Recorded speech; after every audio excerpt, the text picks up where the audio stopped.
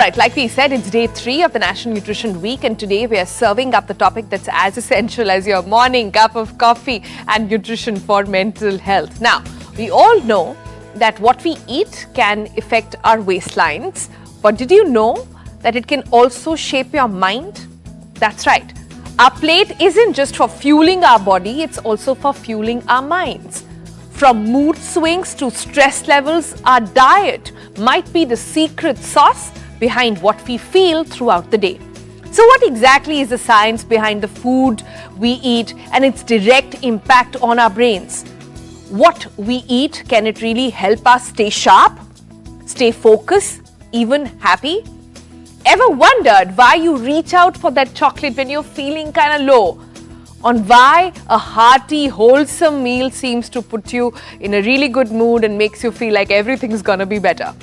Well, on the program, that's exactly what we are going to discuss, and let's bring in our first guest. Shivangi Desai, she is a reputed health coach and nutritionist, and she's here to reveal the secrets behind these cravings. What exactly is your body telling you? And she'll sort of also explain to us certain foods like omega-3 rich fish oils, etc., which are also vibrant leafy greens, etc., even dark chocolate, which can really lift your mood, improve your concentration, and even protect your brain from effects of aging. I'm sure you want to know all about these superfoods and vitamins. So let's get started and welcome Shivangi on the program. Hi, good morning, Shivangi. Thanks so much for joining us. My first question really is this, as basic as this. How does the food we really, eat influence our mental health? We always thought that there is some relation, there is a dopamine hit that comes, but what exactly is the connection there? So when we talk about brain health or mood or mental health, the first food that we must consume is yellow colored fruits like lemon or pineapple or banana. So whenever you have like banana or lemon juice or lemon water or just squeeze some lemon on your food, you instantly feel good because that's how it's supposed to be. Yellow represents happiness. When you see the sunlight and sun represents happiness. So whenever you are not in mood, always have some yellow colored fruit. Second is omega-3 rich foods because it's the food for your brain. So, when we talk about vegetarian options, it will be walnuts or chia seeds or flax seeds. And we have to ask ourselves, food is energy. Food is not just taste. Food is not for the tongue. Food is for the body. So just like a car if it needs petrol, you need to give petrol, not kerosene. Otherwise, it's going to, damage the engine, etc. Similarly, our body doesn't need empty calories or junk. What it needs, the petrol for our body, is actually nutrients. So having nutrient-rich food will give you energy, good mood, better skin, everything. That's quite fascinating. Yellow is the color for happy. Perhaps just why most of our background on TVC is also yellow. I'm just taking a pat on the back on behind of our graphic designers over there. But let me come to the other question.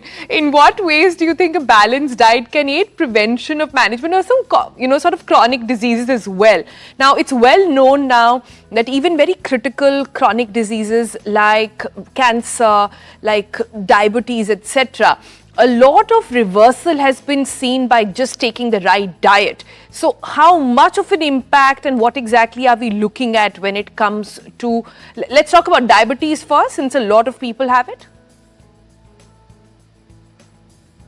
Absolutely. So, people feel that I've never had sweets in my life. How come I had diabetes? Then the answer is very simple. Diabetes is not a disease of too many sweets. It's a disease of too many refined carbs. So the first thing we need to avoid when we have diabetes and when we want to avoid diabetes in future, that is limiting or avoiding as many refined carbs as you can. For example, anything which is made out of refined flour, maida, biscuits, pizza, burger, bread, etc. Or it could be any packaged food, savory items, namkeens, chips, French fries, all of those things, as much as we can avoid, it'll be good, because all the refined carbs or all the carbs are ultimately converted into sugar in our body, and then it creates a lot of problem, it could be having a lot of fat in the body or acidic condition, etc. What to have? I'll give you a simple formula. It's called PF2 formula. PF2 formula means that if you add protein, fiber, and fat in your diet, it will help you give the fullness feeling, the satiety feeling, and it will also help you reduce the blood sugar spike that we get. And right now, insulin resistance is a big problem, inflammation is a big problem, but adding protein in every meal, adding fiber in every meal, and adding fat, healthy fat in every meal is going to do the trick. So protein sources could be lentils, pulses, legumes, sprouts, nuts, etc. Fiber could be all the seasonal vegetables or fruits, or again, it could be whole grains. And the last is fat, omega-3 rich foods again, or it could be any healthy fat, like just adding a teaspoon of ghee in your lunch and dinner is going to stabilize the blood sugar spike. Interesting there. But a lot of conversation around food in this country is largely got to do with our waistlines, right? It's largely got to do with weight loss. And there's a famous saying that going for size 0 means also going 0 up in your head. So is there a way of actually getting on to a healthier way of eating without losing your mental balance at all? This is such an important question, because whenever I meet people, I've met lakhs of people, and most of them do one mistake with weight loss, and that is just adding one word in their dictionary, which is fast, quick. They just want to lose weight before that next marriage, or they just want to quickly lose weight because they just saw their friend losing weight with keto diet. They lost, let's say, 10 kilo in less than 2 months, and they just want to get on that trend. But the only thing we need to realize is what in Three Idiots there was a dialogue. It said that, don't run after success, run after excellence. Success will follow you. Similarly, I want to tell you, don't run after weight loss. Just run after healthy habits, and the weight loss is going to follow you. What that means is, don't just look at the weighing scale. That's just one parameter of health. Just see whether you're doing the basics or not, and remove the word quick fix or fast. There is no food or no diet or no right lifestyle for you which is going to do quick weight loss for you. And let's say if it does, it's not going to be sustainable. So never ever fall for such tricks where somebody is saying without exercise lose weight, or without chronic dieting or extreme dieting just lose weight. Don't go for such tricks. Follow basics, which is number 1, eat the right kind of foods. What is the right kind of foods? It could be whole foods, whole grains, something which is rich in nutrients that we talked about. Second is do your movement, exercise regularly, weight training, very, very important. Obesity is not a problem of overfat. It's a problem of under muscle. I see. Shivangi is clearly not mincing her words this early morning as well. But I want to understand the connection between mindset and nutrition. And is there a way in which we can cultivate that? A lot of things have been said about happy foods and superfoods and how they are good not just for your gut but even for your brain. Are there food items, categories out there that can put you in a happy mindset? Absolutely. Mindset has to play 80% role, because I always say that your health is 80% mind, 20% body. So when we talk about mindset, the number one thing we need to remember is that today our emotions have gone poor. And because of that, our internal environment is it's polluted in a way. And when we see externally the advertisement of MNCs and junk food industry, fast food industry is intelligent. So when I say that, you have emotionally poor humans, or the emotions are getting poor, plus there is an intelligent marketing, is equal to it's going to be sick humans. And we want to make sure that we don't let the advertisement or the junk food industry or the fast food industry affect our mindset and affect our food choices. We have to do the reverse. So first thing in mindset, it's very important that we imagine ourselves as a healthy, fit person, and we see that it is possible to lose weight. It is possible to put a full stop to medicine, because a lot of people feel a lot of times people feel that, because of my parents, because of my grandparents, because of my genetics, I'm never going to get rid of diabetes or hypertension or PCOD. It's not like that. There's something called epigenetics, which is beyond genetics. So, which is lifestyle. When you take care of lifestyle and basic things, nothing is going to affect you. No disease is irreversible. I know there are certain conditions like autoimmune, we say it's irreversible, but I've seen so many people put their symptoms into remission even in so-called not reversible diseases. I see. So, what about some of the bad examples or some sort of habits you feel people should completely wipe out of their, of their diets? This is again a very, very interesting, important question. Why? Because right now we are flooded with too much of information. I call it information paralysis. So what is that? When we get too much of information, we paralyze ourselves and we don't take any action, because we are like, whenever we are eating a banana, somebody is saying that, it's going to make you fat, and we have some, let's say Maggi, somebody says that, it's going to destroy your gut health. So we stop it. And then we take any vegetable. People say there's lots of pesticides, don't have it. We have water is polluted, air is polluted. We feel that, jeena hi band kar de.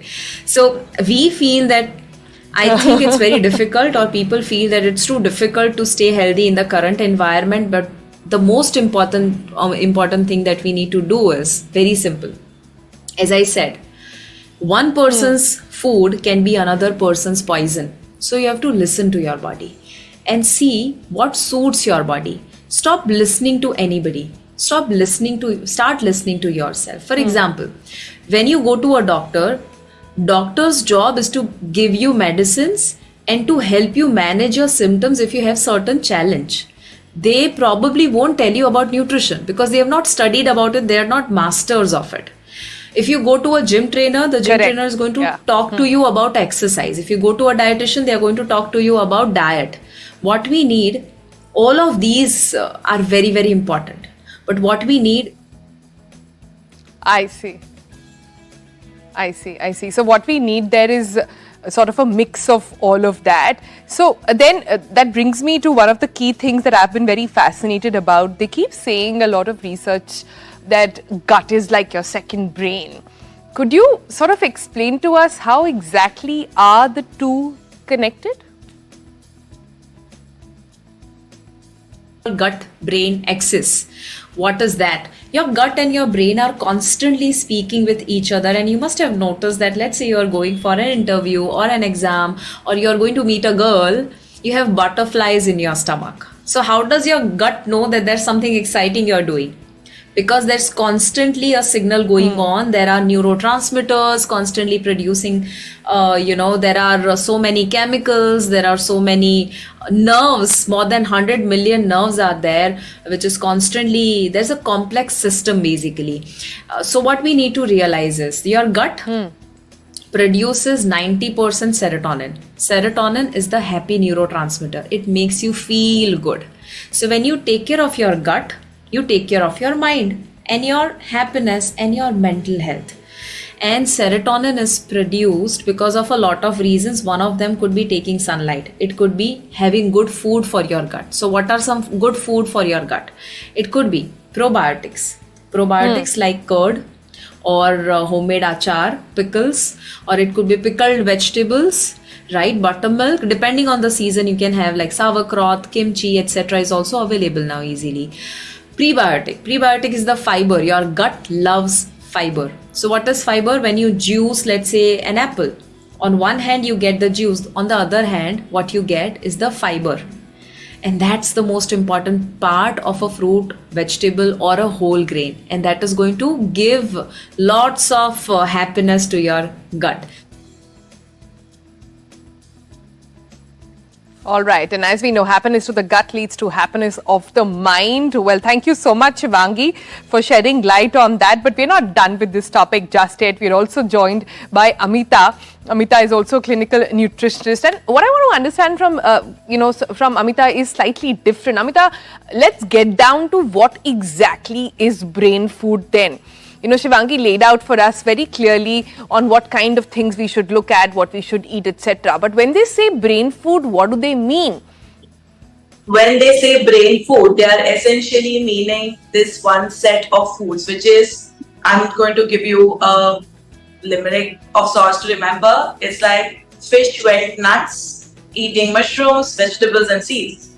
This whole set of foods is what is going to be is essentially classified as brain food, which contain nutrients which are going to help you to boost your mood, which are going to help you to curb down your anxiety levels. In fact, there was a very recent study done on some 76 people where one set of people who were diagnosed with anxiety and depression, so one set was not given any intervention, they just had to do like weekly check-ins, and the other set was given dietary guidelines along the nutrients and the foods that I told you about. And it was found that the experimental group, which was given these dietary guidelines and they changed their diet, they saw significant drop in their anxiety levels, and they actually, some of them even went off their anxiety medications. And that is how important a part your gut or even your food, in fact, your diet is going to play on how you're feeling. Because like you rightly said a while ago, your gut is your second brain, and it contains or it is releasing constantly a lot of modulators, a lot of transmitters, which are helping not just your brain, but also your entire, like say, organ system to function well. Wow, that's quite something, to be able to have better results even if you're facing anxiety, if you just correct your diet. Now, that's quite something that we've been hearing about. But how much of a role, Amita, does sugar play in this? Sugar is sort of, a hit of sugar can make you feel very happy, but we all know what happens to our glycemic index. It crashes very quickly as well. So could you help us understand what role sugar is playing to not just our gut but our mind? So what happens is, usually when you are feeling low, one tends to go towards foods which are richer in sugar and fat, because they do, like, fat containing foods like cream or dairy and everything can actually also help you to elevate your mood. And your brain also loves glucose and fat both, because 70% of your brain is, more than that actually is made from fat, and it constantly needs glucose. So every time you're feeling low, your brain is sort of not getting enough glucose signals, and that's why one tends to go towards the sugar. But what happens is, the way you said, that if you're taking in so much of sugar, or say you're trying to drown your sorrows in a tub of ice cream, then that sorrow or that ice cream is going to catch up with you very soon, when you are actually going to, when the say your sugar crash happens, that's when you'll actually feel even low. So instead of opting for options like, say, you're drowning your sorrows, or trying to feel better from ice cream or alcohol or smoking, all of these again are factors which are actually going to worsen your mood, and they are going to hamper your brain functioning. In fact, coming alcohol, people think that, if I'm feeling low and I have alcohol, then let me drown my sorrows in a glass of whiskey. But that whiskey again is going to make it even worse, and it will then impact your sleep and everything. It does not put you to sleep better. So all of these factors, removing these factors, will actually make it easier for you to get out of the, say, your low mood. The best thing to do would be to eat protein or lean protein, fish or some nuts, and maybe just go out for a walk. That would also help help with your mood.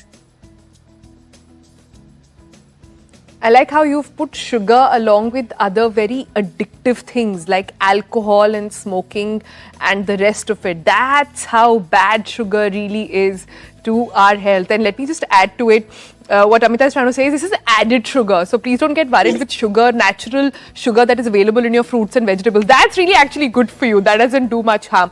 But last question then, Amita. A lot of people, because there is information overload, as we discussed about omega-3, about magnesium, omega-3 putting you in a good mood, magnesium giving you better sleep, etc.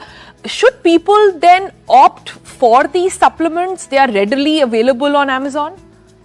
They are readily available, yes. But if you eat the food groups that I told you about, which is your fish and, say, lean dairy products, so fish, chicken, eggs, and even your lean dairy, which is, say, good cheeses or paneer, tofu also for that matter, and your nuts and greens and seeds, if you're eating that, you are anyway getting all of these nutrients that you spoke about. So vitamin D, your omega-3 fatty acids, magnesium, selenium, zinc, these are the primary say nutrients which are responsible for regulating your mood as well as your gut health to a large extent. So if you're eating those foods, you don't need to be taking supplements. Although where D3 is concerned, you can very well supplement if you've been, on a low D3 levels for a really long time. Then you should rather take a supplement for that. And then if you're not someone who is exercising or going out in the sun a lot, or just tends to be in front of a screen for too long, then you could just take a maintenance dose of 1,000 IU supplement, daily supplement, after you have made up for the deficiencies that you had. But other than that, you don't need to really be taking the other supplements unless you're on a purely vegetarian vegan diet, and then you can take, like, say, a omega-3 fatty acid supplement. But for magnesium or zinc and selenium, everyday people don't need to be taking any unprescribed supplements for that. And one more say supplement is very popular in this category right now are the probiotic supplements. So we keep on saying again and again, trying to take a probiotic is like trying to garnish a badly made dish. That garnish is not going to make any difference to the dish. It's still going to be unpalatable. Similarly, you're trying to take probiotics to fix your mood is not going to be of any use unless until you fix your primary whole the entire days, like your diet as well as your lifestyle. So don't fall for those things. Right, that's a good point over there. But also, can I say vitamin D now, almost all doctors also have vitamin D on a regular basis, because we've just accepted the fact that we don't get enough outdoor, we don't get enough vitamin D from the sun, and what we are actually getting is UV. It could actually harm you more than do good. So vitamin D supplements, even from kids to adults now, it's advised that you keep getting it checked at regular levels and ensure that you're not overdoing that as well. All right, so that's exciting. Thanks so much, Amita, for joining us with that. After all that information on what to eat, not just for your gut, but for your mood, for your brain, it's time to slip into